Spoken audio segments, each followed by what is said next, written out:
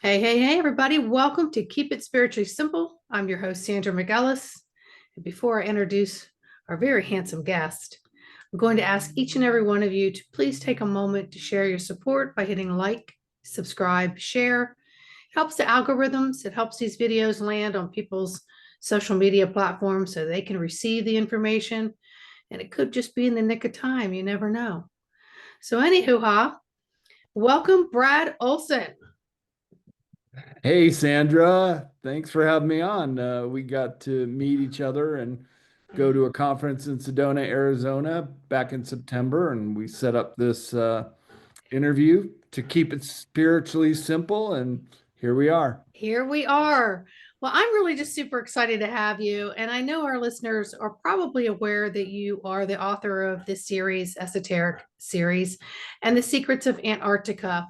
But before all these discoveries, I would love to get to know the person behind it all. So before you started writing your research, your travels, who was Brad Olsen? Who are you, Wow, Brad? Not where are you? Who are you? yeah, where is he now? Where is he Uh, now? that's a fun little thing I do on Facebook because I do get Yes. to travel so much with conferences and other trips that I do a little series called Where Is He Now? And it's funny to Yes. see the comments and people guessing. But Yeah. it started with yeah, very humble beginnings growing up in the Midwest and northwest suburbs of Chicago. And as you know, the Midwest is very, very flat. And my dad got me skiing as a pretty young child, like a toddler, just pushed me down the slope, and there you go. So after I finished college, I just realized, gosh, it's a big world out there. I don't want to spend the rest of my life in the Midwest. So I self-financed all my trips, but the first was to go to Europe for 3 months after I finished college and painted some houses. That's how I paid for it back then. And then I thought it was so cool being on the road for 3 months, self-financed. And then I meet these Australians and Kiwis from New Zealand and they said, 3 months, mate, we've been on the road for 3 years. So, wow, how do you do that? I said, well, we just work our way around the world. So I took that to heart and then had to come back to the States after that and moved out west to California where my mom and sister had just moved and then lived in Hawaii for a stint. And then it was just kind of one of these things. Gosh, what do I really want to do? And met someone on a chairlift skiing, and she said, "Wow, you should go to Japan and teach English." And so I did. 1991, I went there, one-way ticket with just my backpack and my mountain bike. Landed in Tokyo and cruised around there a little bit, but then went down to Osaka and Kyoto, where I eventually ended up living and got a job teaching English, saved up my money for the next trip, which was around the world at that point. And I was out of the country for just about 3 years. And I'll tell you, Sandra, it was one of the most eye-opening, mind-expanding experiences anybody could ever take. And that was the basis for my first book called World Stompers, which is still in print. And every once in a while, I get an email from someone and says, I read your book and went around the world, and it was great, great advice. And to me, it was a next level education too, but it gave me the perspective of all these locations that I visited, and then I started my Sacred Places series of books. And this is after the trip is over, and then I settled in San Francisco, California. Oh, for about 30 years. Started my book publishing business, and then started publishing other authors as well. And then I got into my esoteric series of books, as you said, and when life hands you lemons, sometimes you got to make lemonade. And I lost my rent controlled apartment in San Francisco, and it was a no fault eviction. The owner wanted to move in, and there was nothing really I could do to stop it. So I got a payout, and then I went to South America and Antarctica 7 years ago. And that pretty much changed my course again, because not many people get to go to Antarctica. And now I'm about to release my 11th book called The Secrets of Antarctica. Can pre-order it on Amazon right now. And gave me this incredible perspective of what that ice continent is like down there. And so sometimes I'll do my conference presentations and talk about that. So growing up in the Midwest, there's not a whole lot to do, right? Not So how do really. you how do you think you got this like curiosity? Was it out of boredom? Like there's more than just this flat land here and I just really want to see the world? Or was there, I mean, because a lot of your stuff is very mystical, when you talk about esoteric, it's mystical, it's outside the box, it's hidden knowledge, it's a lot of other things.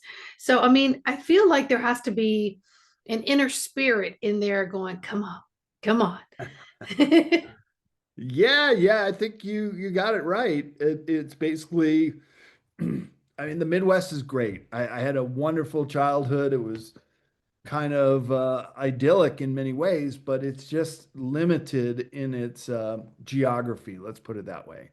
And I love the mountains, and now I live out in Nevada with mountain ranges on all four sides of me and a 10-acre ranch. And it just called to me that there's a bigger world out there. And so when I was doing this, I call it my world tour, the 3-year trip around the world. All the while, I was going to these really important locations. For example, if you go to the city Agra in India, you're going to go see the Taj Mahal. That's where that's at. And you'll go see the Agra Fort, which is equally fascinating. And so I'm accumulating all this information and going to these places. And then down the line, about 10 years later, I was like, wow, I got enough material here to work on this book because I've been to almost all these places. And so that's kind of how things just sort of rolled for me. I'm also very interested in spirituality and how other people around the world interpret that, especially in the form of building and architecture and landforms. Doesn't always have to be built by humans. It could be mountains, it could be something on the landscape that they find sacred, and also the ley lines, which I'm also really fascinated with. And there you find at intersection points of ley lines these sacred places around the world. It's quite amazing how they all line up like that. Well, for someone like me who's just been anchoring the energy all of her life in the DC area, I feel like I've got one foot and the other foot, the other two arms jumping to, you know, go somewhere else. I have to live vicariously through people like you and all of your trips. Would you say that there's a place or more than one place that really gave you kind of a spiritual awakening or just some sort of feeling you just can't describe? Oh, definitely. More than one, but I'd say the real capstone to it all was the Great Pyramid in Egypt, which in 1993 on a full moon, I climbed to the top of and had a very spiritual moment up there. In fact, it sort of completely changed my entire direction from being kind of Mm-hmm. a doubting atheist to knowing that there is a spirit within all of us. So that was very life changing, life moving, and it happened to be when I was 28 years old. So that was Mm, my Saturn returning, and that was a period when you're going into your next phase in life. And that next phase in life was to be a travel writer.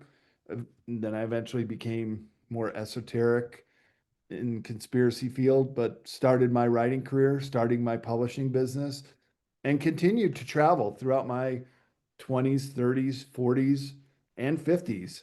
I just turned 60 2 months ago.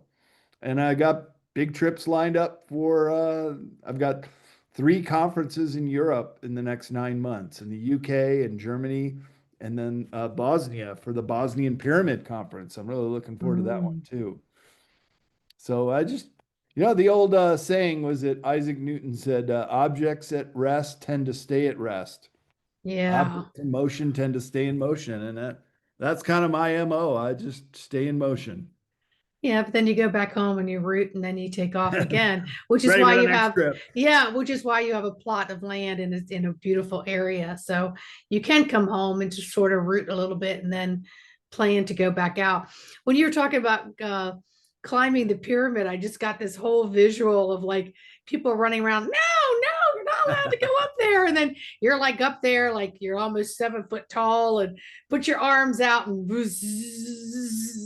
all this energy comes through you and knowledge and downloads and shadow side gets to leave and newness gets to come in. So that's just the vision I was getting, which is I wish I could Pretty draw it. accurate. It would be hilarious if I could draw it. Well, good, I'm glad I was accurate. That was the vision I was getting. So beneath it all, beneath the surface of all of it, what do you think drives you to like have this deep curiosity to want to know and find out things that other people would never really ever get to experience except for through your experiences? Well, I think it's just a very innate curiosity in the workings of the world, and I really like to see how the other half lives, and it's quite different than America. We're very, very motivated by work and money and climbing that economic ladder here, where in other countries, especially the really poor ones, yeah, sure, they need to make some money to pay for bills and feed their family, but it's certainly not the kind of emphasis we have here. They're far more connected with their families, where you'll see two, three, and even four generations of family members living together. A little baby with a great grandparent, and they're all their parents in between. So it's Yeah. it's really refreshing to see that there still a lot of family values as well as religious and cultural values that people wish to protect. We don't really realize it here in America. Yes, it's a Christian country, but there's other religions here. Oh But yeah. when you go to a nation that's very homogeneous, that they're very much into their old traditions. So take, for example, India, you'll still see the sadhus who paint their foreheads with three stripes indicating they're devotees of Shiva, and they're just walking the planet like kung fu, just walking the earth in search of spirituality. You never see that here. I mean, if you do, then it's like you think, well, there's a homeless guy, but they're just carrying their little sack and a little bowl of rice. And if you want to donate to their meal of the day, you can do that. And it's just, wow, these are age old traditions, thousands of years old. And these Shivites are behaving the same way they did thousands of years before Christ. Yeah, it's very humbling. It reminded me of a picture of when I had to move and I had my house was just full of stuff. And I went to go take a walk and I heard spirit say, get rid of it. You don't need it. Hmm. And the vision that came across was like the donkeys, if you were lucky to have a donkey, and most people walking with their possessions just in their hands, right? And I said, well, wait a minute, everything's different now. And I would hear spirit say, no, the concept is still the same. So I finished my walk and I got back home. And when I did, I looked at all my stuff and it didn't look the same to me. It didn't feel the same to me. And I started getting rid of it. And I started packing up all of my crystals and feathers and tools that I had used in healing for 30 years. And spirit was like, you don't need them. All the tools are within you. You don't need any of those anymore. So all of us go through these phases where we collect trinkets, and they have some kind of emotional, personal, or spiritual or mental value to us. But at the end of the day, it's our life. And the less we have, the more we have. And I think that's what you're seeing around the world. The other thing I thought of when you just said that about how we are here in America, so many people migrate here because they want the great hope of having freedom and having more. It doesn't necessarily mean that they're happy because it's a big struggle to find all that here unless you've got family that's come before you. And even then, you're crowded in the same house. So I think we have to get away from our roots and where we are and what we've learned and go to other parts, even if it's another state, if it can't be around the world, but to learn how others live and how they feel and how they observe and absorb their life in different ways. But at the end of the day, we're still a lot alike, though, don't you think? Oh yeah. Oh, we're all humans after all. We all bleed red blood the same way. Well, I think that depends on who you ask. Yeah, I think we've got some walking ET humans around here too. So, what's that's a the whole next other biggest, discussion. best thing that's going on with Brad Olsen right now? Oh, geez, Sandra. Well, I just love my life. I'm doing exactly what I want to do, and I enjoy my work. Right now, I'm finishing up the index for Secrets of Antarctica. So after I do this interview, I'll go get lunch and get back to work and sort of the business of running a publishing business, and then I'll start doing that. But get back and do some chores around the ranch, which I really don't mind doing. Lift some weights in my gym and in the shop. And I mean, I just do what I like to do. And to me, that's the real freedom in life is if you can find a job, hopefully that you can get paid for, that you love to do. That is the epitome of living the dream. That's the American dream to me.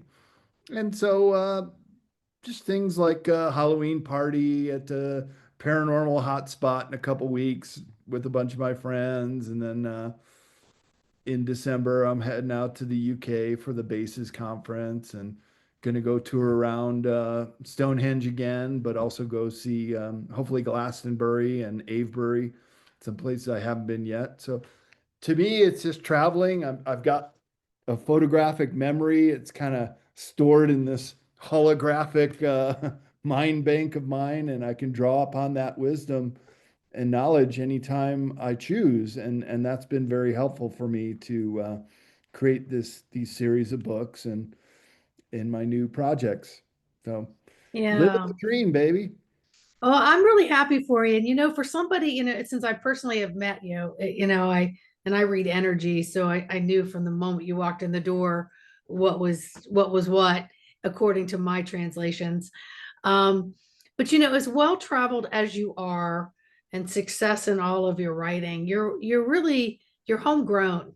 You're really humble and you're non-judgmental. And you'll meet everyone and everything and just be like, hey, just share your info with me. And I know in our house that where we had conversations about different people in this spiritual community and comparing them, or hey, what's your thought on that? And you always came back with, I don't really know. I just kind of met him or met her, and this really wasn't, just you're just really easy. You don't really have a lot of I would say louder, expressions of yourself. You're just really, I just, the word homegrown, I've never said that before, but just keeps popping in. You're very homegrown. You're tall Yeah, as hell, but you're homegrown. that's pretty obvious.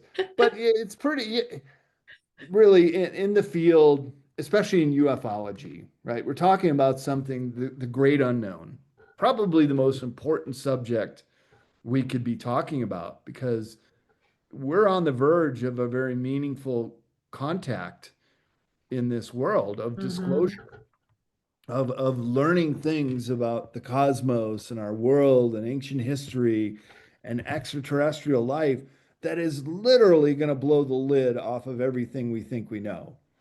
And so anytime the people who are in this field and start making it about themselves, I think they're taking the wrong path because it's never about me or you. It's about the information. And so you need to be humble because really in this field, we're talking about some of the most important subjects that can be discussed. And I don't see how anybody's ego can really enter that discussion because that's not what it's about. It's about the human race in this transcendental moment that once we make this meaningful contact with disclosure, I, to me, everything changes on planet Earth. including Mhm. the entire human race.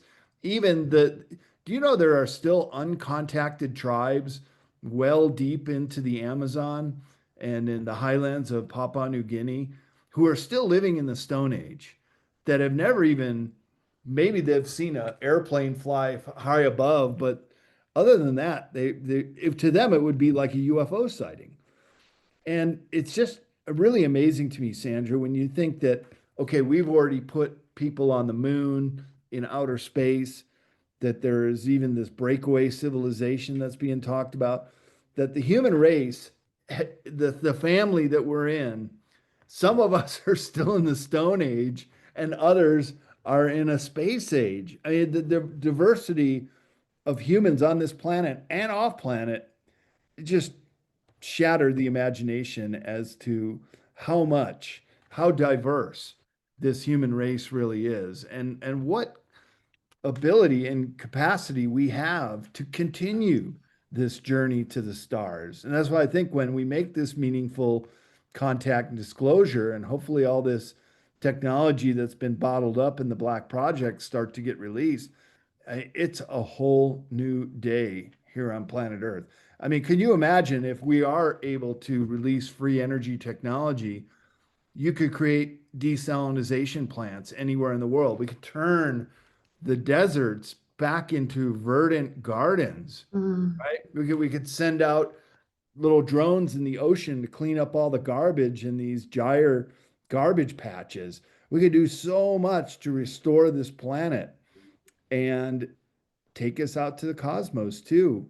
It's just what a time to be alive to witness this all.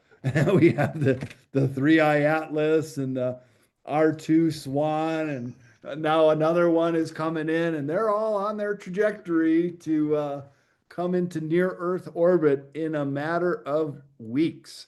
So this is really exciting to You know, see it's what's it's going to it happen. is extremely exciting, and just to hear you talk, it just sends electricity right through my computer because I'm like my heart is like palpitating.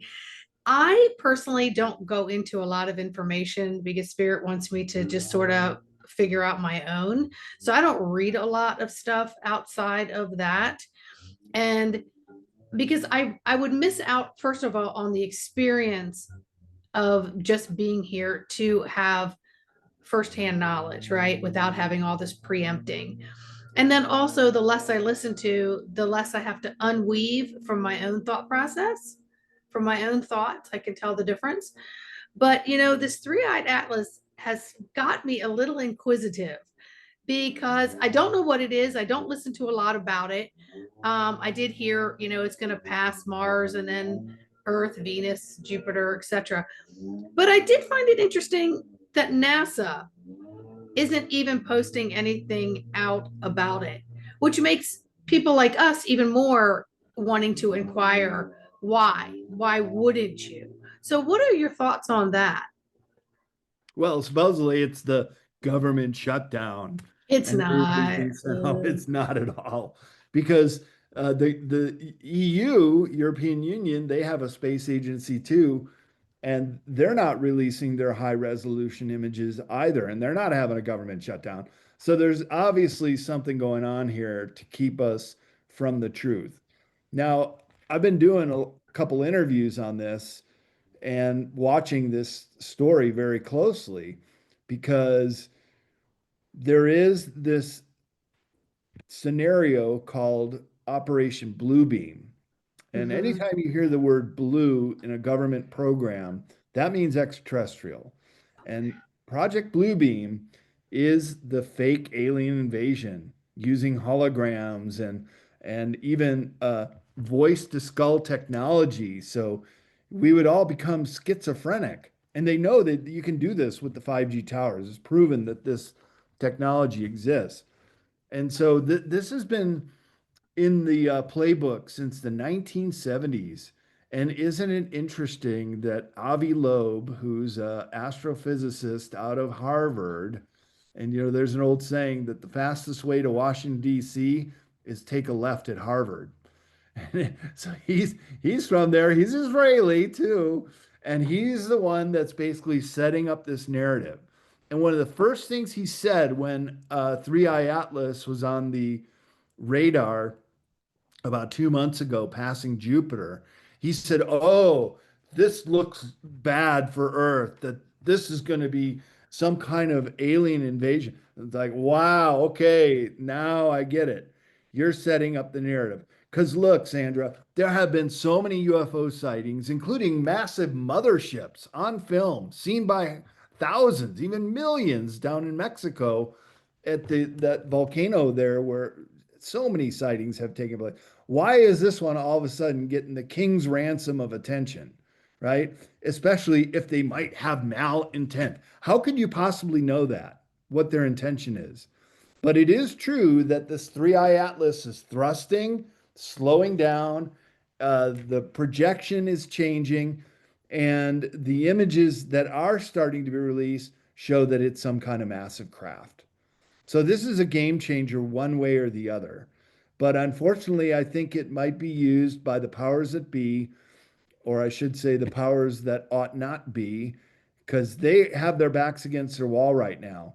And it was always believed, all the way back from the time of Werner von Braun, the paperclip Nazi that came over from Germany after World War II and helped set up NASA. He told his assistant, Carol Rosen, that this would be the final move by this globalist cabal to create a one world order state everywhere. And think about it, an alien invasion. Just like Ronald Reagan got up in front of the UN assembly and said, well, if we were confronted with an alien force coming here, wouldn't we come together as one race? And so the narrative's getting set up here, Sandra. That's why I like to just alert your audience, don't fall for it. If it is very realistic, you're seeing stuff in the sky. And the other thing is now the threat level for an EMP attack, electromagnetic pulse, which could take out our power grid. That's also in the news quite a bit lately. And China has the ability to do it. So does Russia. You know, we're sending Tomahawk missiles to Ukraine. Give me a break. Of course, they're going to respond. And one of those ways they could respond, and with China now a trade embargo, it's collapsing the Chinese economy right now, that there would be motive to do an EMP attack. So think about it. They take out the power grid. What do? You talk to your neighbors, you sit in the backyard, you got nothing to do because the power's off, your devices don't work. And then you see this three-eye atlas in the sky, or you break out your telescope because amateur astronomers are going to be able to see this thing. That's why I say this could be what really makes disclosure happen with the whole population, because it would just be unavoidable to see it. But then they could spring this whole Project Bluebeam thing on us, and that's what I'm a little bit worried about. So I would say, and this goes for everybody that lives in California, stockpile some food and water, get ready. There may be a period where it could be a couple weeks or even months that we have to just hunker down and live off of what we have saved up. So don't be caught flat-footed, because I was in the Loma Prieta earthquake in Santa Cruz in 1989, right when I moved out to California. And I'll tell you, Sandra, I have not seen supermarket shelves go bare as fast as they did. And this was just a localized catastrophe, only in the Bay Area, basically.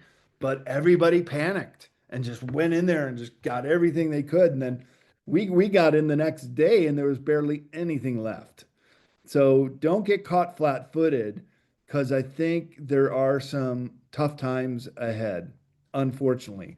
But just like the dark night of the soul, once you get to the deepest depths of despair, then there is the light at the end of the tunnel. Then we'll come out of that. And then I think we're going to enter the golden age. So it's not all doom and gloom here, but it could be a rough ride as this globalist deep state cabal starts fading away and actually dropping out. And there are big moves on the geopolitical chessboard right now of arrests being made, of the monetary system switching over to the QFS, which is a quantum financial system that will be much better, more fair, not based on fiat currency, but based on fairness.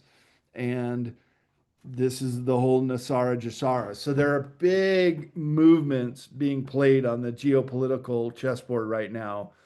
And that's why I think the threat of a Project Bluebeam type scenario is more realistic now than it's ever been, especially with these entities, these objects that are entering our near Earth orbit and reaching perihelion in just a matter of weeks. That is the closest they get to the sun before they come around and then get slingshot back out. So keep your eyes to the sky is what I say, but don't believe any kind of fake alien invasion narrative either. Well, I've been really just kind of, I'm just excited about every single day and being here on Earth just to witness everything personally. But, it's interesting when you mentioned Dr. Avi. I saw him on someone's talk show and he was being a little bit more scientific, but I noticed he talked a lot with his eyes closed. So again, I'm a reader of energy and I was just observing and I was reading it. And I thought, oh, that's interesting. Eyes are closed almost 90% of this whole thing. And then I started like scrolling on my phone, and next thing I know, he's on different news channels. I'm like, but they're not interviewing anyone else who has any degree of education to discuss it. He's a physicist or something, right? And so he's very believable. And then he started saying things like, oh, and then we need to form some committees because we don't know what their intention is, or they could be at our back door and land on Earth. And I'm thinking to myself, whoa, whoa. And I thought the exact same thing. Boy, that's a setup. Okay. So now you just put fear into something, that's an old program, right? It's an old program. So, again, I try not to listen to so much stuff because then I don't get to actually be in the moment without my nervous system being a wreck because I have all these different preempted thoughts about things. And so if I'm going to experience it authentically, I do my best not to have a lot of information in my field and let me see it. And I have sight, so I can watch what I call the sky show. So I can sit out there and watch like Beyond the Veil and the guides and the energy moving, and nothing's really changed with that. So that just tells me that whatever's going on in the news and everything, it's more of a it's more of a fear-based information that has a 3D effect versus a spiritual effect is, I guess, what I'm hearing right there. If that makes any sense. Yeah, no, that's very interesting. And keep me abreast because you seem to have a connection with this all too, and an ability to see through the lies and the deception if that's what this is going to come to. Yeah. So I think we really all have to rely on our intuition and our, I think, God-given right to discernment. What is real, what is not. But the stakes are really high right now, and the technology is very advanced. So it's getting the trickery level is getting higher and higher too. So we just have to keep that in mind as these events start to unfold.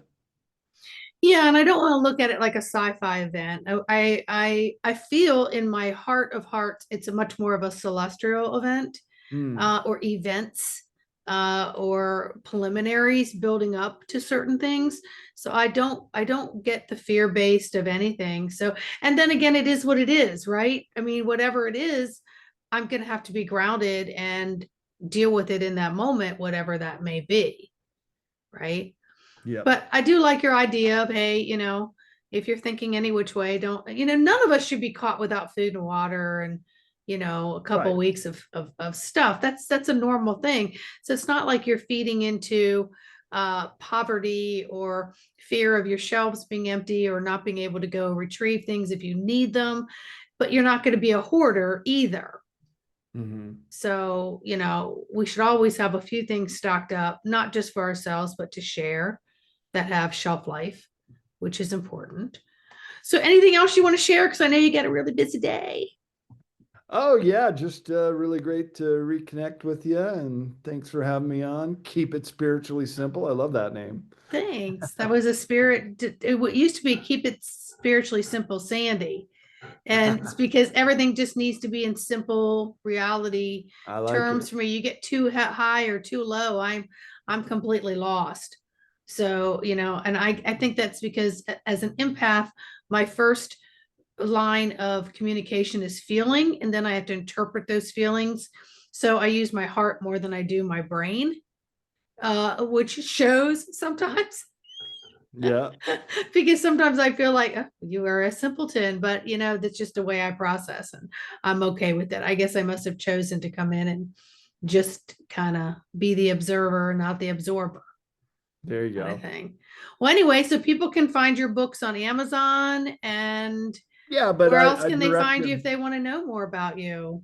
Sure. Yeah, I would direct anybody who's interested in my books and the other books we publish, including Michael Jaco and Laura Eisenhower, Mhm. Leo Lionsgami, and several other authors. You can find us all on cccpublishing.com. That's our business website. And if you were to order any of my books, you get a signed copy, and those will go out right away. But if you want to know more about me and what I'm up to and my conference schedule, go to bradolsen.com, just as it's spelled on the screen there.com.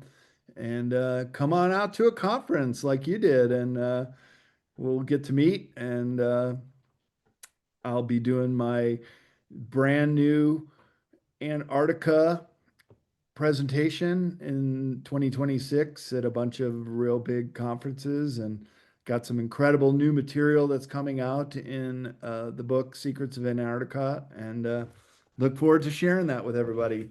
They'll be Awesome. out there. Yeah, we'll get to hear some of his future trips too. He'll come back on. So, everybody, thank you so much for tuning in to Keep It Spiritually Simple. Again, we really do appreciate your likes, subscribes, your shares, comments. Leave us a question. Who knows? It might get answered on a future episode. Anyway, so say goodbye, Brad. Bye, Brad. Stay put.